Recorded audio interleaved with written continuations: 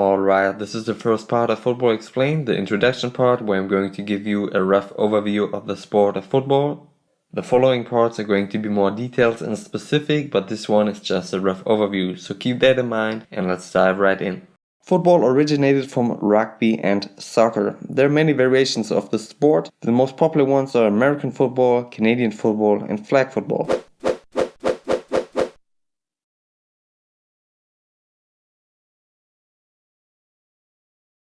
The highest level of play in football is the NFL, National Football League. The NFL is divided in two conferences, AFC and NFC. Each conference is divided in 4 divisions. Each conference has 16 teams and each division 4 teams. The 16 teams of each division compete for the conference championship. The winners of the conference championship advance to the Super Bowl, the final game of the NFL. The next highest level of play in football is college football. There are many different associations for collegiate sports, but the biggest one is the National Collegiate Athletic Association, NCAA. Whenever I'm referring to professional rules, I'm referring to NFL rules. Whenever I'm referring to college football rules, I'm referring to NCAA rules. The biggest non-American football association or organization is the IFAF, International Federation of American Football. It has 103 members and holds a World Championship tournament every 4 years. Now, before we move on to the basics and rules of football, I want you guys to be aware of the rule differences depending on the level of play, country, and the league, and the fact that minor rule changes happen yearly, at least in the NFL. A football field is 100 yards long, with 2 end zones at each side of 10-yard length. The field is about 53 yards wide. The lines at the side of the field are called sidelines. The inner lines of the end zones are called goal lines. All 4 corners of an end zone are marked by orange pylons. The lines that give the field the gridiron look are called yard lines. They mark off 5-yard increments all over the field. Between the yard lines you can see the hash marks. They mark 1-yard increments all over the field. Every play must start on or between the hash marks. The constructions behind each end zone that are used for extra point or field goal kicks are called goal posts. There are several different ways to score points in football. Let's take a look at this flowchart. The most points you can score is by scoring a touchdown or TD. This will get you 6 points.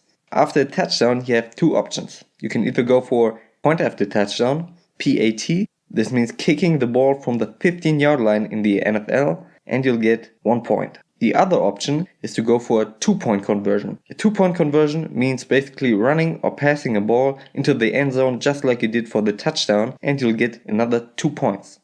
In both situations, the defense of the defending team can block those attempts and return the ball in the end zone of the offense for 2 points. The next option to score points is the field goal, which means you simply kick the ball from whatever position on the field through the yellow goal posts for 3 points. The last option to score points is the safety, not to be confused with the player position safety. A safety is worth 2 points and can be achieved by either tackling a ball carrier in his own end zone or the offense repeatedly getting yardage penalties right in front of their own end zone.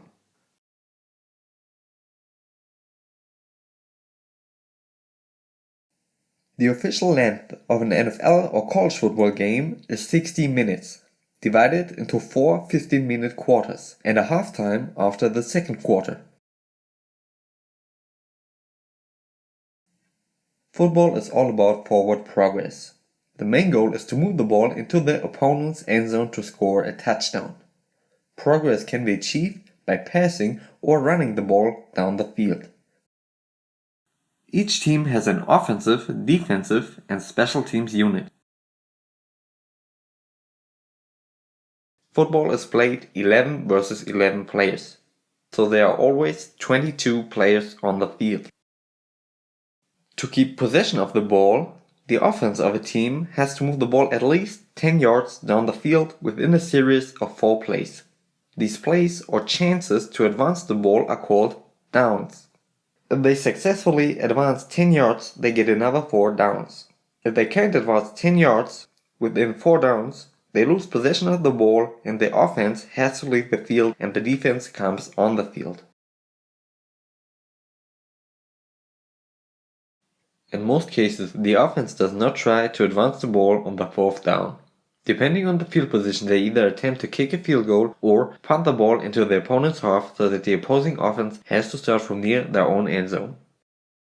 Every time points are scored, the team that scored points kicks the ball to the other team. This is called kickoff. The exception to this is a safety. After a safety is scored, the team that was scored upon must kick the ball to the team that scored the safety. The first and third quarter both start with a kickoff.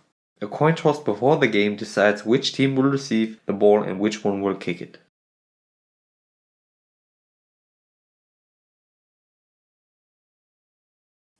Rules and penalties are important parts of football. At the professional level, there are always 7 referees at every game. In college football, there are 6 to 8 referees at every game depending on the division. Each referee is responsible for a certain area on the field. If a rule is broken, a referee will throw a little yellow flag, aka penalty flag, to mark the spot of the foul. The referees will then come together to report the broken rule or rules to the right-handed referee, who then announces the foul, the jersey number of the player who committed it, and the penalty to both the teams and the crowd. Most penalties in football result in moving the ball toward the end zone of the team that committed the foul. The team that did not commit the foul has the option to decline a penalty. This might seem strange to someone new to football, but there are certain situations when it is better to decline a penalty. There's also the possibility of both teams committing fouls on a play. If the number of fouls are equal, they eliminate each other. The rule books of football are quite long and the sport is very fast paced. That is why at the pro level coaches can challenge a play or a decision by referee once per half and ask for a video review. In the NFL, all scoring plays are reviewed by default. Alright, that's it for the first part of Football Explained. Many more parts to come. I hope you learned a few things, and if you have any questions you can leave them in the comments below. And thank you for watching.